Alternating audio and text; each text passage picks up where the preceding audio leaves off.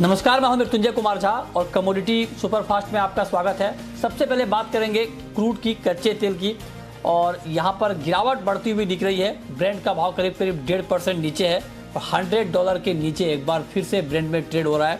और WTI crude, नैमेक्स crude $93 प्रति barrel के करीब है और MCX पर भाव 7400 के आसपास ट्रेड कर रहा है। आज क्रूड मार्केट के लिए अहम दिन है क्योंकि आज OPEC प्लस की मीटिंग है और देखना होगा कि इस बैठक में उत्पादन को लेकर क्या फैसला होता है। उसके बाद बाजार की तस्वीर कुछ और साफ होगी। हमारे साथ बातचीत के लिए अमित सजेजा हैं मोतीलाल ओसवाल के। अमित जी, बहुत स्वागत है आपका।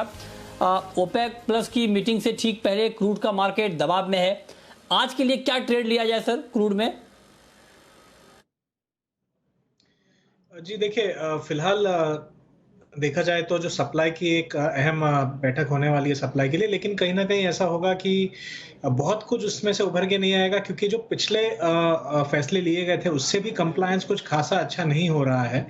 तो पॉसिबल है कि उस फ्रंट पे बहुत इम्पैक्ट नहीं हो, लेकिन जहां तक ट्रेंड का सवाल है या डिमांड पे प्रेशर है, वो चीज़ प्राइजेस को दबाव में रख रही है। और हमने देखा है कि सऊदी अरबिया ने जो एशियन जो अपने बायर्स थे उनके लिए भी प्रीमियम्स घटाए हैं क्योंकि डिमांड कहीं ना कहीं स्लिप होने की आशंका है। तो सप्लाई फ्रंट पे हो सकता है ओपेक की तरफ से खासा कुछ निकल के नहीं आए और डिमांड प्रेशराइज कर रही है प्राइजेस को। तो मुझे लगता है कि दबाव में रहेगी प्राइस और 7500 के करीब आते ही लगता है मुझे दोबारा फिसलने की उम्मीद बनेगी। तो मैं 7480 पे सेलिंग की सलाह देना चाहूंगा कच्चे तेल में और मुझे लगता है कि करीबन 200 से ₹225 वहां से प्राइजेस फिसल सकती हैं। ठीक है, तो आप करें क्रूड का मार्केट थोड़ा और नीचे आएगा और यहाँ पर बेचकर क्रूड में ट्रेड लेना चाहिए, इस पर आप नज़र रखिए। और आगे बढ़ते हैं और अब हम बात करने वाले हैं गोल्ड की और सिल्वर की। सोने चांदी का मार्केट रेंज में ट्रेड कर रहा है, दायरे में ट्रेड कर रहा है और ऊपरी स्तर से गोल्ड का मार्केट दबाव में है। $1785 प्रति औंस के करीब है ग्लोबल मार्केट में गोल्ड का भाव, क्योंकि डॉलर का इंडेक्स रिकवर हुआ है, 106 के ऊपर आया है। तो अब जरा आप बताइए अमित जी कि गोल्ड में इस वक्त क्या किया जाए, क्या ट्रेड लिया जाए? जी देखिए, क्योंकि कल हाइटेंड जियोपॉलिटिकल रिस्क था तो उसके चलते हमने $1785 भी ब्रीफली स्पॉट में ब्रीच होते हुए देखा था। लेकिन क्योंकि इमीडिएट तौर पर कुछ ज़्यादा बड़े सख्त कदम चाइना ने नहीं उठाए हैं, एटलीस्ट कहीं ना कहीं जो मिलिट्री फ्रंट पे भी बात हो रही थी, तो उससे कहीं ना कहीं एक कूलिंग डाउन इफेक्ट हमें रात को दिखाई दिया जहां पर प्राइसेस ऊपरी स्तरों से फिसल गई। लेकिन मुझे लगता है कि 1750 से $1755 अब भी एक स्ट्रॉन्ग सपोर्ट है। जब तक ये लेवल नहीं निकलता तब तक दोबारा 1780 से $85 की एक कोशिश हो सकती है। तो मैं बाइंग ऑन डिप की ही सलाह दूंगा फिलहाल। 51,700 के रीटेस्ट हमें गोल्ड में देखने मिलेंगे। उस टारगेट के लिए बाय करके चला जा सकता है। ठीक है, तो क्या सिमिलर स्ट्रेटजी चांदी में भी होनी चाहिए? चांदी में भी आपकी राय आज बाइंग की होगी? जी चांदी में भी मेरा मानना है कि बाइंग ऑन डिप किया जा सकता है। हालांकि क्योंकि बेस मेटल्स में लैकलस्टर ट्रेड है तो चांदी रिलेटिवली थोड़ा अंडर परफॉर्म कर सकता है, लेकिन दोबारा एक बार 58,200 से 300 तक के स्तर देखने मिल सकते हैं। तो लगभग 700 से 800 रुपए की तेजी के लिए मैं समझता हूं कि यहाँ से बाइंग कर सकते हैं विद लिमिटेड स्टॉप लॉस। 56,600 के नीचे अगर प्राइसेस जाती हैं हाउएवर तो ये जो व्यू है वो नेगेट हो जाएगा। ठीक है, अच्छा, नेचुरल गैस पर आपका व्यू क्या है? यहां पर कोई ट्रेड बन रहा है क्या इंट्राडे के लिए? जी, नेचुरल गैस में मेरा मानना है कि इमीडिएट तौर पर 623 से 625 तक एक शॉर्ट कवरिंग मूव आ सकता है, लेकिन वहां पर एक बार सेलिंग का पोजीशन लिया जा सकता है। टेक्निकली एक ट्रेंड लाइन या चैनल रेजिस्टेंस भी आ रहा है वहां पर और फिलहाल प्राइजेस पिछले 2 हफ्तों से दबाव में है और ऐसा लगता है कि ये ट्रेंड जारी रहने की उम्मीद हो सकती है। डाउन साइड में ऑन द होल 603 से 602 तक के लेवल देखने मिल सकते हैं। ठीक है, अच्छा, जिंक में आज कोई ट्रेड आपके हिसाब से? जी बेस मेटल्स में पिछले दिनों में हमने काफ़ी भारी गिरावट देखी है, जहां कॉपर भी खास करके 660 से 640 तक चला गया था और फिलहाल एक शॉर्ट कवरिंग मूव दिखाई दे रहा है। सिमिलरली जिंक में मेरा मानना है काफ़ी शानदार तेजी देखी गई थी 275 से 298 तक। करेक्शन ऑलरेडी आ चुकी है, दोबारा तेजी की शुरुआत हो सकती है। इसके चलते मैं 292 के करीब बाइंग की सलाह देना चाहूंगा और मेरा मानना है कि अपसाइड में करीबन 295.50 से 296 तक के लेवल देखने मिलेंगे। ठीक है, अब आते हैं एग्री मार्केट में। और एग्री मार्केट में ग्वार का मार्केट देखिए कि आप लगातार नीचे जा रहा है, 4,900 के नीचे आ गया ग्वार सीड। ग्वारगम का वायदा आज इंटरडे में 9,000 के भी नीचे आया। इस साल 20% तक दाम कम हो चुके हैं ग्वारगम के, क्योंकि राजस्थान में बहुत अच्छी बारिश हुई और खेती बढ़ी है ग्वार की।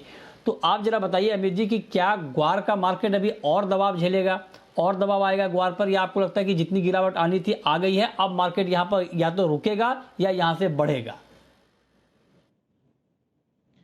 कि मेरा मानना है कि ग्वार गम के प्राइसेस जो हैं वो 8,700 तक जा सकते हैं। तो अब भी मैं ऐसा लगता है कि 2.5 से 3% की और नरमी है। हालांकि बहुत बड़ी गिरावट नहीं है वो, लेकिन करीबन 2 हफ्ते और हमें मंदी जो है देखने मिल सकती है। सिमिलरली ग्वार सीड में भी 5,000 के नीचे प्राइसेस गए हैं और ऐसा लगता है कि 4,650 से 4,600 तक के दाम जो है फिसल सकते हैं। तो दोनों में ही मुझे अब भी दबाव बरकरार रहता हुआ दिख रहा है। हालांकि डाउनसाइड जो होगा वो लिमिटेड होगा यहाँ से। ठीक है, अच्छा कॉटन में एक बार फिर से बड़ी तेजी का माहौल बनता हुआ दिख रहा है। वायदा में 47,000 के ऊपर है एमसीएक्स पर कॉटन, 500 रुपए की तेजी है। घरेलू बाजार में भाव 5 हफ्ते की ऊंचाई पर है। तो क्या कॉटन की ये तेजी आपको और बढ़ती हुई दिख रही है, क्योंकि स्पॉट में और फ्यूचर मार्केट में बड़ा गैप है? जी बिल्कुल, और हमने निचले स्तरों से काफ़ी शानदार रिकवरी भी देखी है। फिलहाल जो फंडामेंटल्स हैं वो कॉटन को फेवर कर रहे हैं प्राइसेस को उछाल के लिए, और जिस प्रकार की तेज़ी हमने बिगनिंग ऑफ द ईयर में देखी थी वही हमें रिफ्लेक्ट होते हुए दिख रही है। तो ऐसा लगता है कि 48,500 तक ये तेज़ी जो है ये एक्सटेंड होगी। पॉसिबल है कि 1 हफ्ते का समय लगे, लेकिन यहाँ से 4% की और तेज़ी मैं देख पा रहा हूँ। अच्छा ठीक है, तो आप कह रहे हैं कि और तेजी यहाँ पर कॉटन में दिख सकती है, इस पर आप नजर रखिए। अच्छा, कॉटन सीड ऑयल केक पर आपका क्या व्यू है?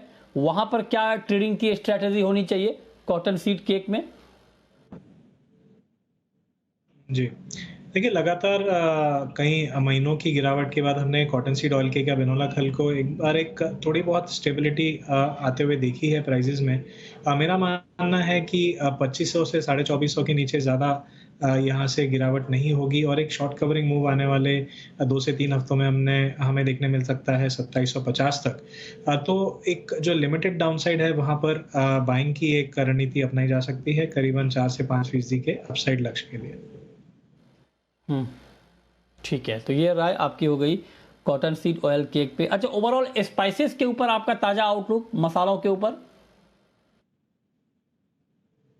जी, देखिए करीबन 1 सवा महीने पहले जो 24,000 का व्यू शेयर किया था जीरा में, वो अचीव हो चुका है, और अभी लगता है कि जो एक्सटेंडेड टारगेट है वो कहीं न कहीं 25,500 का होगा। तो वहाँ तेज़ी की जा सकती है अभी करंट प्राइसेस से भी। लेकिन मैं हल्दी में जो है नेगेटिव आउटलुक मेंटेन करूँगा, और मेरा मानना है कि 7,100 तक के दाम हमें हल्दी में देखने मिल सकते हैं। तो दोनों में एक ऑपोजिट या विपरीत व्यू है। स्पाइसेस कॉम्प्लेक्स में मिक्स्ड रुझान दिख रहा है, जीरे में तेजी, लेकिन टर्मरिक या हल्दी कहेंगे तो मंदी के आसार दिखाई दे रहे हैं। अच्छा, तो ये राय आपकी मसालों के ऊपर। अच्छा, कैस्टर पर आपका व्यू, कैस्टर में क्या किया जाए? जी, मेरा मानना है कि कैस्टर कुछ समय कंसोलिडेटिव फेज जारी रहेगा, जहां पर दाम जो है 7,100 से लेकर 7,550 तक एक सीमित दायरे में रहेंगे। हम क्योंकि उस दायरे के निचले छोर के आसपास हैं, तो यहाँ से एक उछाल देखने मिल सकता है 7,320 से 330 तक का। लेकिन ओवरऑल अगर देखा जाए आने वाले 1 से 1.5 महीने के लिए, तो ये एक जो रेंज है वो बनी रहेगी। तो यहाँ बाय किया जा सकता है, लेकिन अपसाइड जो होगा इमीडिएट तौर पे थोड़ा सीमित दिखाई दे रहा है। ठीक है, तो अपसाइड कह रहे हैं कि आप थोड़ा लिमिटेड रहेगा और उस पर आप नज़र रखिए मार्केट में। अच्छा, एक सवाल मेरा आपसे करेंसी मार्केट को लेकर होगा। अब यहाँ से आपको डॉलर के मुकाबले, चूंकि डॉलर थोड़ा रिकवर हुआ है, तो आपको अब यहाँ पर डॉलर के मुकाबले रुपए की चाल क्या दिख रही है?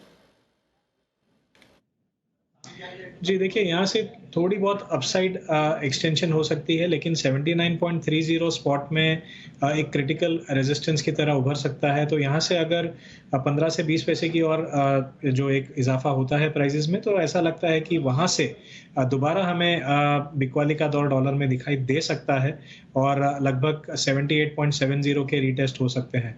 तो यहाँ से जो अपसाइड है, मुझे आपका एटलीस्ट आने वाले हमारे 2 साथ से 3 जुड़ने के लिए और बताने के लिए कि कमोडिटी मार्केट में इस वक्त कहां पर कमाई के मौके बन सकते हैं।